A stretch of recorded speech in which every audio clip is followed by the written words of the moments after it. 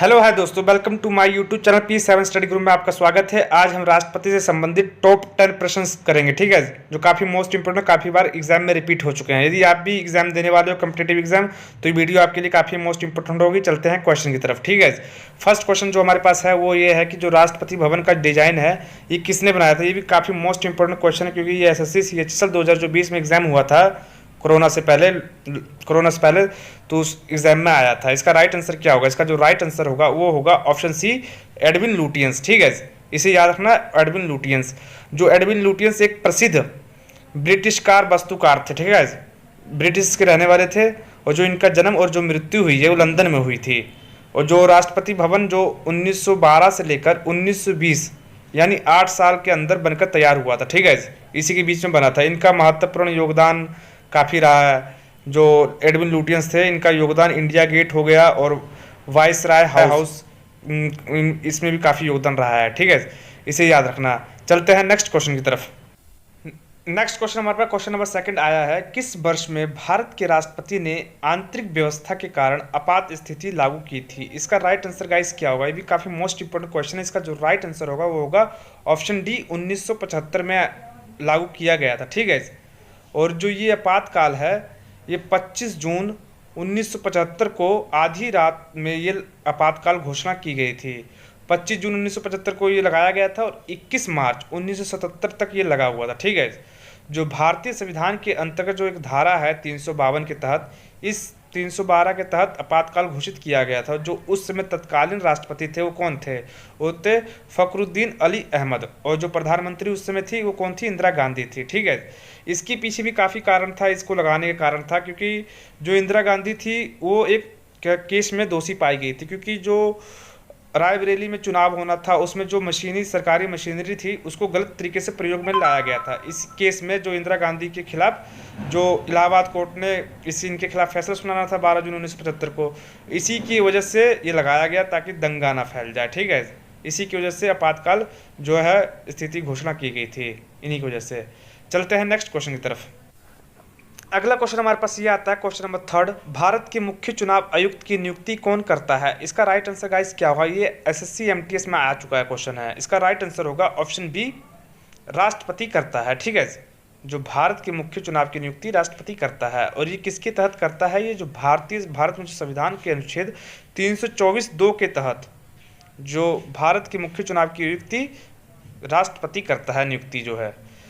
और भारत के मुख्य चुनाव आयुक्त जो वर्तमान में है सुशील चंद्रा 24वें हैं, ठीक है, इसे याद रखना 24वें हैं। और मुख्य चुनाव आयुक्त का जो कार्यकाल होता है वो 6 वर्ष का होता है और कब तक चलता है? जब तक उसकी 65 वर्ष की आयु होती है, ठीक है। और जो भारत के जो सबसे पहले मुख्य चुनाव आयुक्त कौन थे? सुकुमार सेन थे। यहाँ से क्वेश्चन काफ़ी बार बन चुका है।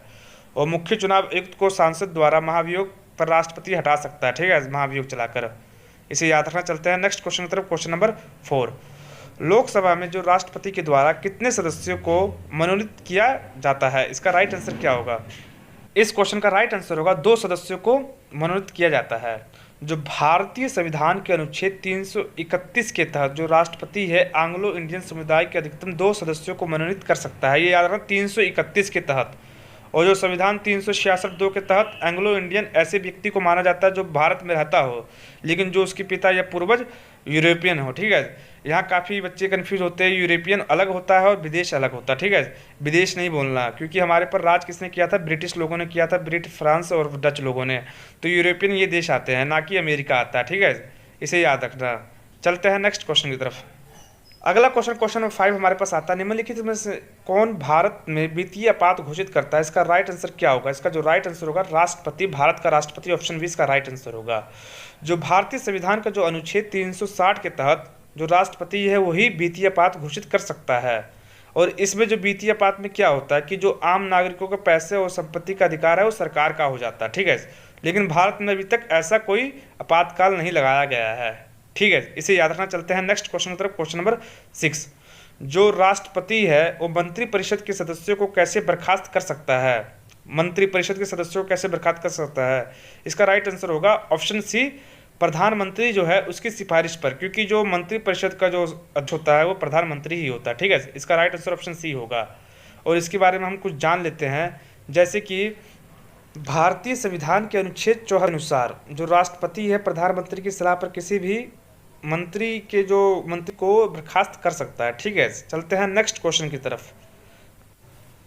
अगला क्वेश्चन, क्वेश्चन नंबर 7 हमारे पास ये आता है कि जो अखिल भारतीय सेवाओं की नियुक्ति है वो कौन करता है। इसका राइट आंसर गाइस क्या होगा? इसका राइट आंसर ऑप्शन सी, राष्ट्रपति करता है। ठीक है, इसे याद रखना। चलते हैं इसके बारे में जान लेते हैं कुछ। जैसे कि हमारे पास जो भारतीय सेवाओं में जो भारतीय लोक सेवाएं होती हैं, जैसे कि भारतीय प्रशासनिक सेवा, जैसे कि आईएएस, ठीक है, और दूसरा हमारे पास आता है भारतीय पुलिस सर्विस, आईपीएस जिसे हम बोलते हैं, और तीसरा हमारे पास आता है भारतीय वन सेवा जिसे आईएफएस बोलते हैं। ठीक है, इन सेवाओं की जो सदस्यों की भर्ती है वो केंद्र सरकार द्वारा की जाती है। ठीक है, इसे याद रखना। नेक्स्ट क्वेश्चन हमारे पास ये आता है कि क्वेश्चन नंबर 8, निम्नलिखित में से किस राष्ट्रपति ने सबसे कम समय के लिए जो भारत के राष्ट्रपति के रूप में कार्य किया था? इसका राइट आंसर गाइस क्या होगा? इसका right answer option D, doctor Zakir Hussain ने किया था। ठीक है, इसका राइट आंसर ऑप्शन डी इसका राइट आंसर होगा। यदि हम डॉक्टर जाकिर हुसैन के बारे में बात करते हैं तो वो भारत के जो राष्ट्रपति थे, प्रथम ऐसे राष्ट्रपति थे जिन्होंने कम समय के लिए राष्ट्रपति का पद ग्रहण किया था। यदि बात करते हैं राष्ट्रपति निर्वाचित होने के 2 साल बाद तो उनकी मृत्यु हो गई थी, असमय मृत्यु हो गई थी, जिसके कारण बीबी गिरी जो थे भारत के प्रथम कार्यवाहक राष्ट्रपति बने। यहाँ से क्वेश्चन ये बनता है कि भारत के प्रथम कार्यवाहक राष्ट्रपति कौन बने? बीबी गिरी बने। ठीक है, डॉक्टर जाकिर हुसैन ने 3 मई 1969 को अपनी अंतिम सांस ली थी। वह कार्यकाल के दौरान मृत्यु को प्राप्त होने वाले प्रथम भारतीय राष्ट्रपति थे। ठीक है, यहाँ से भी क्वेश्चन बन सकता है कि भारत की प्रथम मृत्यु को प्राप्त होने वाले राष्ट्रपति कौन थे। ठीक है, कार्यकाल के दौरान ही वो कौन थे? जाकिर हुसैन थे। Next question, question number 9, Bharat के राष्ट्रपति का पद निर्वाचित होने की न्यूनतम सीमा आयु कितनी है? इसका राइट आंसर गाइस क्या होगा? इसका जो राइट आंसर होगा वो होगा ऑप्शन बी, 35 वर्ष। यदि हम बात करते हैं भारतीय जो संविधान के अनुच्छेद 58 के अनुसार कोई भी व्यक्ति राष्ट्रपति निर्वाचित होने का पात्र तभी होगा यदि वह भारत का नागरिक हो और 35 वर्ष की आयु पूरी कर चुका हो और लोकसभा का जो सदस्य है निर्वाचित होने के लिए अर्हित हो। ठीक है, इसे याद रखना। और किसके तहत? अनुच्छेद 58 के तहत। नेक्स्ट क्वेश्चन, क्वेश्चन नंबर 10 हमारे पास लास्ट ये आता है कि जो स्वतंत्र भारत के प्रथम राष्ट्रपति कौन थे? इसका राइट आंसर आपको कमेंट बॉक्स में देना गाइज, और ये भी आपको बताना है कि आपको वीडियो कैसी लगी। और ऐसी वीडियो पाने के लिए चैनल को जरूर सब्सक्राइब करके बेल आइकन जरूर प्रेस कीजिए ताकि आप तक वीडियो पहुंच जाए। प्लीज़ दोस्तों अपने दोस्तों से ज़्यादा शेयर कीजिए। मिलते हैं नेक्स्ट वीडियो में। Okay bye.